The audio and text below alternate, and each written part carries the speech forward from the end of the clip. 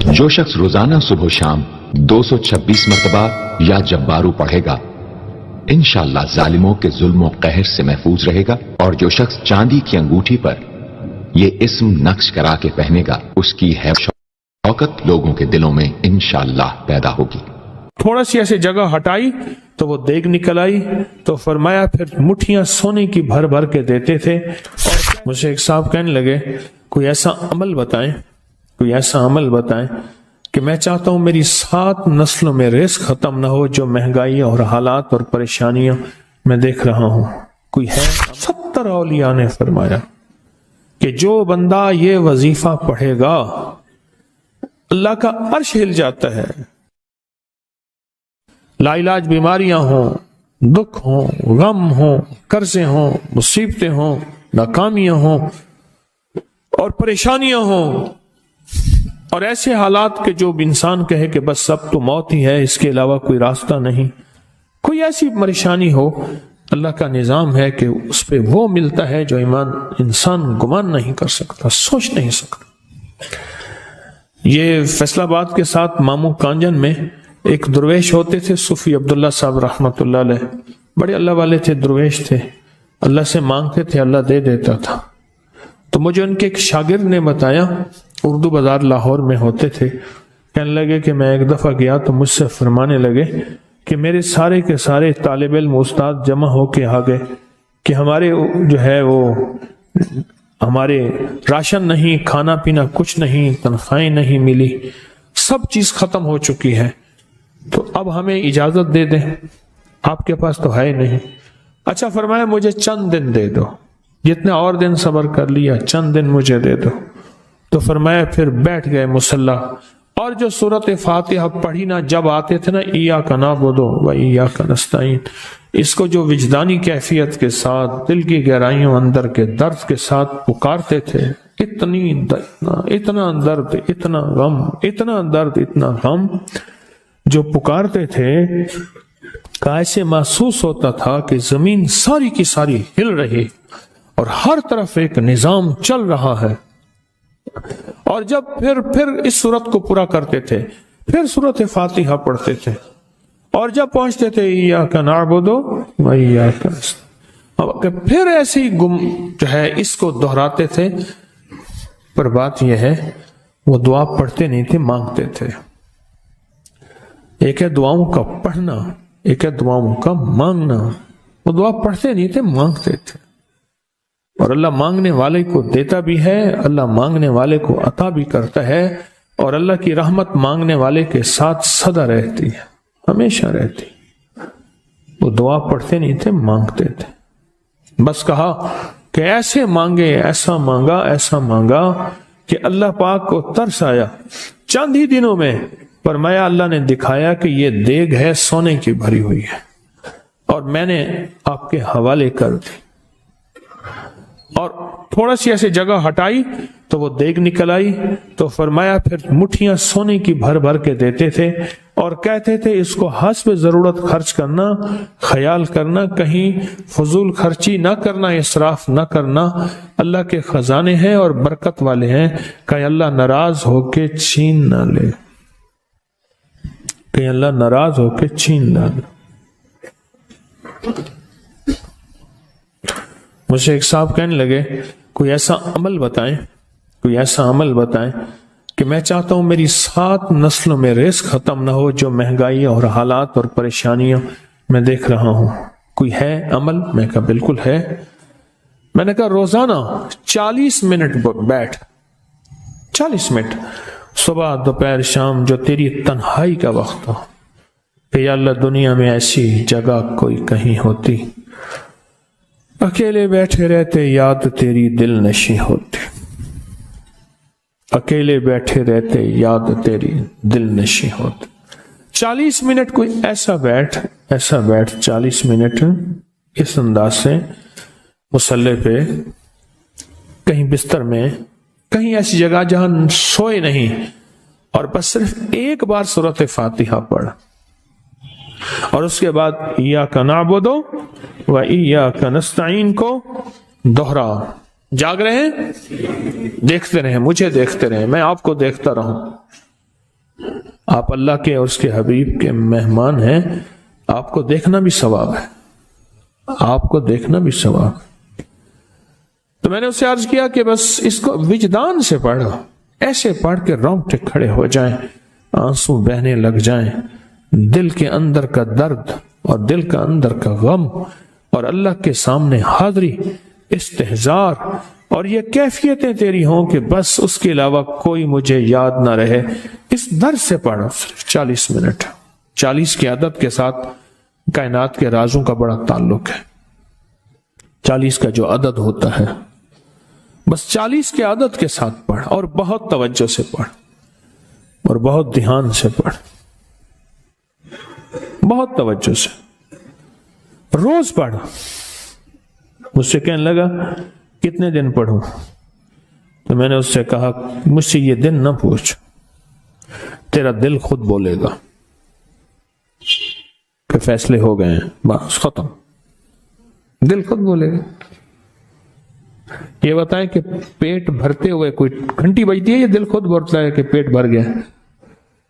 پیاس میں بھی کوئی کہتا تو نہیں ہے کہ آپ کی پیاس بجھ گئی ہے، وہ دل خود بولتا ہے کہ بس اب پانی کی ضرورت نہیں ہے۔ نیند سے دل بھر جائے تو بس دل لے بس اب سو لیا، وہ اٹھیں۔ اسی طرح دل خود بولے، دل خود بولے، کیا بولے؟ دل خود بولے، اور دل اندر بولے، دل اندر بولے۔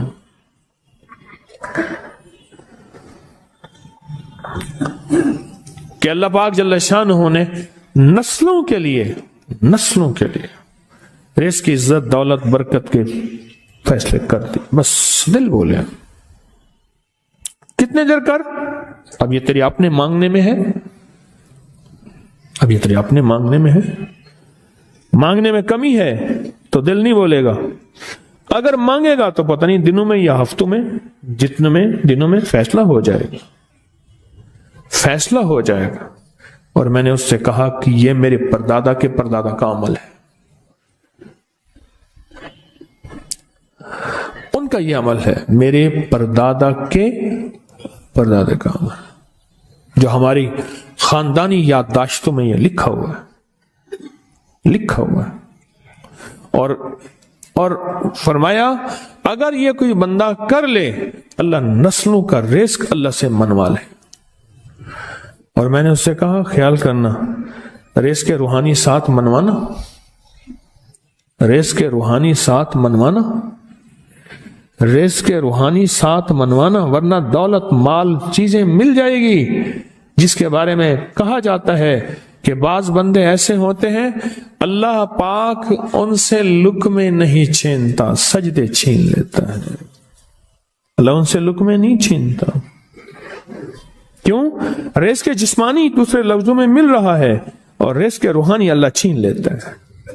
یہ جو آج آپ بیٹھے ہیں تسبیح خانے میں اور میں بیٹھا ہوں، یہ ہم روحانی دسترخوان پہ بیٹھے ہیں۔ یہ بہت بڑا دسترخوان لگا ہوا ہے، یہ دسترخوان ہے۔ سنا ہے در یار پہ بڑی دھوم ہے، سنا ہے در یار پہ بڑی دھوم ہے، وہاں عاشقوں کا ہجوم ہے۔ یہ روحانی دسترخوان ہے، میں بھی خود محتاج ہوں، یہ روحانی دسترخوان ہے۔ تو میں نے اس سے عرض کیا کہ ایک دسترخوان نہیں مانگنا، دونوں مانگنا، رزق روحانی بھی، رزق جسمانی تو اس کو بھی ملتا ہے جس کو کلمہ نصیب نہیں ہوا، رزق جسمانی تو اس کو ہی ملتا ہے جس کو کملی والی کی غلامی نصیب نہیں ہوئی، رزق جسمانی تو اس کو ہی ملتا ہے جس کے ماتھے پہ شقاوت لکھی ہے، رزق جسمانی تو اس کو ملتا ہے جو اللہ کا نافرمان ہے، رزق جسمانی تو اس کو ملتا ہے جو اللہ کے وجود کا انکار کرتا ہے، رزق جسمانی تو اس کو ہی ملتا ہے جو آخرت اور قبر کا انکار کرتا ہے، رزق جسمانی تو اس کو ملتا ہے جو جنات اور برزخ کا انکار کرتا ہے، رزق جسمانی تو اس کو ملتا ہے جو خود کملی والے کی نبوت کا انکار کرتا ہے۔ وہ تو بے بہا لوگ ہیں، ان کو ملتا ہے، پر تجھے بھی صرف رزق جسمانی ملا اور اللہ سے یہ منوا لیا، نہ یہ نہ منوانا، اللہ سے کہنا ہے اللہ رزق روحانی بھی دے اور رزق جسمانی بھی دے، دو رزق کٹھے عطا فرما۔ کون سا رزق؟ رزق اور رزق جسمانی بھی دے۔ کہیں ایسا نہ ہو کہ میری نسلوں میں صرف مال، دولت اور چیزیں ہوں اور تیرا نام اور تیرے حبیب کا نام نہ ہو، تیرا نام اور تیرے کملی والے کا نام نہ ہو، تیرا نام اور تیرے دوستوں کا نام نہ ہو، تیرا نام اور تیری آل و اصحاب کا نام نہ ہو، کہیں ایسا نہ ہو میں محروم ہو جاؤں۔ مجھے آل اور محمد اور آل محمد اور اصحاب محمد کی نسبتیں یہ بھی ساتھ عطا کیے رکھ۔ میں نے اس سے کہا کہ 2 چیزیں مانگنا۔ اچھا، قدرت کا نظام ہے، کچھ دیوانے بھی ہوتے ہیں، یقین والے ہوتے ہیں، آپ جیسے آپ مخلص بیٹھے ہیں، اور پوری دنیا میں ہمارے ساتھ اس وقت مخلص بیٹھے ہیں جو ہماری آج کی محفل میں شریک ہیں، ہوتے ہیں دیوانے۔ اس نے یقین سے پڑھنا شروع کر دیا، مجھ سے کہنے لگا ایک وقت ایک جگہ ہو، بہت بہتر۔ میں نے اس سے کہا، میں نے کہا پھر بھی اگر ایک وقت ایک جگہ میسر نہ بھی ہو تو اگر عمل کسی وقت چوک جائے، عمل کی جگہ چوک جائے، عمل کا وقت چوک جائے، مجبوری میں نہ ہو تو بہتر ہے، پر توجہ نہ چوکے، دھیان نہ جائے، استحضار نہ جائے، یقین نہ جائے، اور سچا یقین ہو، سچا یقین کہ میرا اللہ خود کہتا ہے یہ مانگنا بھی تو اسی نے دیا ہے نا، اسی نے مانگنا دیا ہے۔ جب اس کریم نے مانگنا ہی خود دیا ہے تو عطا بھی خود کرے گا۔ نہیں خوف نارے جہیم کا کہ کرم ہے مجھ پہ کریم کا، وہ خود عطا کرے گا مجھے، اس نے مانگنا دیا دے گا۔ یقین ہو ایسا ایسا ایسا ایسا، اتنا زبردست یقین ہو، اتنا یقین ہو اللہ کے ملنے پہ اور اللہ کے مانگنے پہ، اتنا یقین ہو کہ گمان اور خیال سے بالا تر یقین ہو، بہت زیادہ یقین ہو۔ یاد رکھیے گا میری بات، میری طرف دیکھتے رہیں، یاد رکھیے گا جس کو ملا ہے یقین کی طاقت میں ملا ہے، اور جس سے چھنا ہے بے یقینی نے اس سے سب کچھ چھین لیا، بے یقینی نے اس سے سب کچھ چھین لیا ہے۔ جس کو ملا ہے یقین کی طاقت سے ملا ہے، یقین ہو کہ میں کر رہا ہوں اور اللہ مجھے دے دے گا۔ کہا کہ کیسا یقین ہو؟ کہا جیسے بکری کے تھن دودھ سے بھرے ہوئے اور میں کہوں کہ میرے ہاتھ سے دباؤں گا اور دودھ نکلے گا، اس سے زیادہ یقین۔ اور کہا کس سے زیادہ یقین؟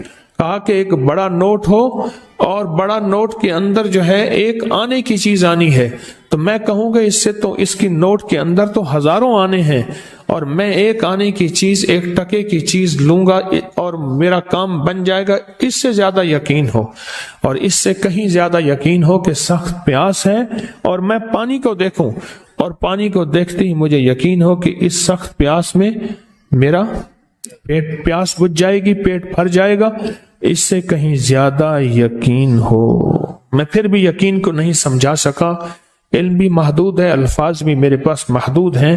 اس سے کہیں زیادہ یقین ہو، اس سے کہیں زیادہ یقین ہو، اور بہت زیادہ یقین ہو، اتنا یقین ہو۔ کیا خیال ہے؟ آپ چاہیں گے اپنی نسلوں کے لیے بخت، رزق، نصیب اور مقدر منوا لیں؟ کیا خیال ہے؟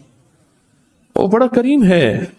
میں نے ابھی نہیں بتایا کہ قرآن کا واقعہ سنایا، حضرت موسیٰ اور خضر علیہ السلام کا قرآن کا واقعہ سنایا کہ ان کی 7 نسلوں کا جو ابا تھا نا، وہ 7 نسلوں میں پہلے والا ابا، دادے کے دادے کے دادے کا دادا، ٹھیک، وہ نیک تھا، وہ دعائیں مانگتا تھا، وہ اللہ کے ساتھ تعلق میں تھا، اس کا تقوی تھا، وہ اس کی نیکی کا اثر، اس کی نیکی کا اثر، اس کی نیکی کا اثر نسلوں میں منتقل ہوا، نسلوں میں منتقل ہوا۔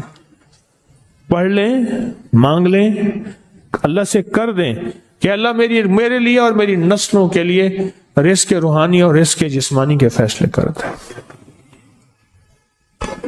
رزق روحانی اور رزق جسمانی کے فیصلے کرتا ہے۔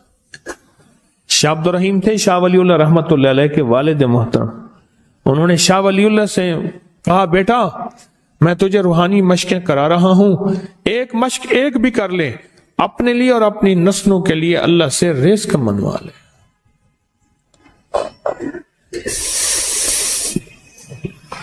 اللہ سے رزق منوا لے، اللہ سے رزق منوا لے۔ پوچھا کہ حضرت میں رزق کیسے بنواؤں؟ فرمایا کہ کچھ وقت ایسا وقت نکالا کر 2 گھڑی اور 3 گھڑی کا، ایک ساتھ 2 گھڑی اور 3 گھڑی، ایک ساتھ تقریباً 21 منٹ کی ہوتی ہے، تقریباً 21 منٹ کی، 2 ساتیں مل جائیں تو 40 منٹ بنتے ہیں، تو ایک ساتھ 2 ساتھ 3 ساتھ کی گھڑی میں کہ بیٹھ کے نا سورت فاتحہ اور اس میں ایاک نعبد و ایاک نستعین کا تکرار اور استحضار کیا کر، اور ایسا کیا کر تیری آنسوں بہیں، تیرا دل روئے، تیری آنکھیں روئیں، تیرے رونگٹے کھڑے ہوں اور رواں اور اس کے اندر سے تیرا پل پل، تیرا من، تیرا جذبہ، تیری سوچیں بولیں، کیا بولے؟ ایاک نعبد و ایاک نستعین۔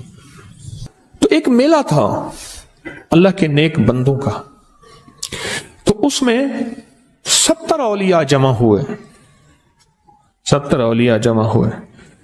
ہر اللہ کے ولی نے کہا کہ آپ کوئی ایسا وظیفہ بتائیں، ایسی تسبیح بتائیں، ایسا ذکر بتائیں جو اللہ کے عرش کو ہلائے اور جو اللہ کی ذات کو متوجہ کر دے، جو اللہ کے تعلق کو نصیب کر دے، کوئی ایسا ذکر، کوئی ایسی تسبیح بتائیں۔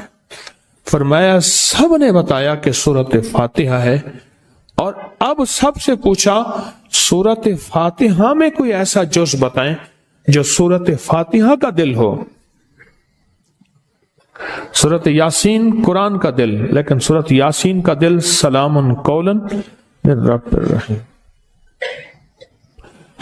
ہر سورت کے اندر اللہ پاک نے کچھ نعمتیں، کچھ نکتے رکھے ہیں، تو فرمایا سورت فاتحہ کا دل، تو میلے میں جتنے بھی اولیاء 70 بیٹھے تھے، سب نے کہا کہ اگر سورت فاتحہ کا دل پانا ہے تو وہ صرف کیا ہے؟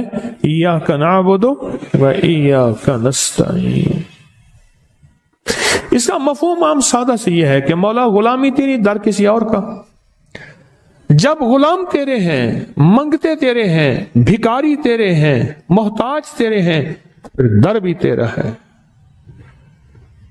پھر در بھی تیرا ہے، اور کسی کا در مولا نہیں ہے، پھر در بھی تیرا ہے۔ تیرے در کے ہم محتاج، تیرے بر کے ہم غلام ہیں۔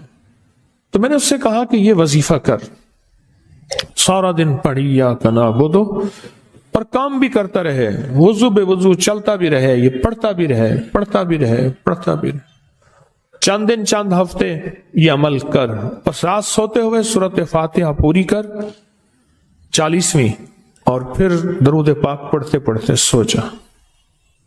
70 اولیاء نے فرمایا کہ جو بندہ یہ وظیفہ پڑھے گا اللہ کا عرش ہل جاتا ہے، اور فرشتوں میں کوہرام مچ جاتا ہے، اور فرشتوں میں اللہ کے بارگاہ میں فریادیں ہوتی ہیں کہ یا اللہ یہ بندہ ہے اور اس نے یہ عمل کیا ہے، یہ وظیفہ کیا ہے، اور ابھی تک اس کی دعا قبول نہیں ہوئی، اس نے یہ مانگا ہے ابھی تک دعا قبول نہیں ہوئی، فرشتوں میں یہ کوہرام مچ جاتا ہے۔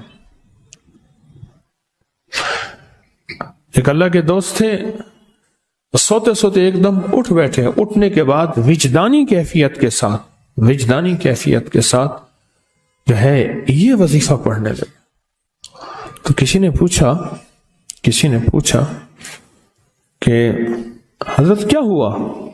فرمایا میں نے دیکھا کہ اللہ کے عرش کے نیچے جنتی ہیں اور وہ ٹہل رہے ہیں، اور سب کی زبان پہ یہی وظیفہ ہے، ایاک نعبد و ایاک نستعین، سب کی زبان پہ یہی وظیفہ ہے اور سب یہی پڑھ رہے ہیں۔ اس ویڈیو کو لائک اور شیئر کریں، اب کریے یوٹیوب چینل کو سبسکرائب کریں، اور روزانہ زیادہ سے زیادہ سبسکرائب کروائیں۔ آپ دوسروں کے لیے صدقہ جاریہ بنیں گے، اللہ پہلے آپ کے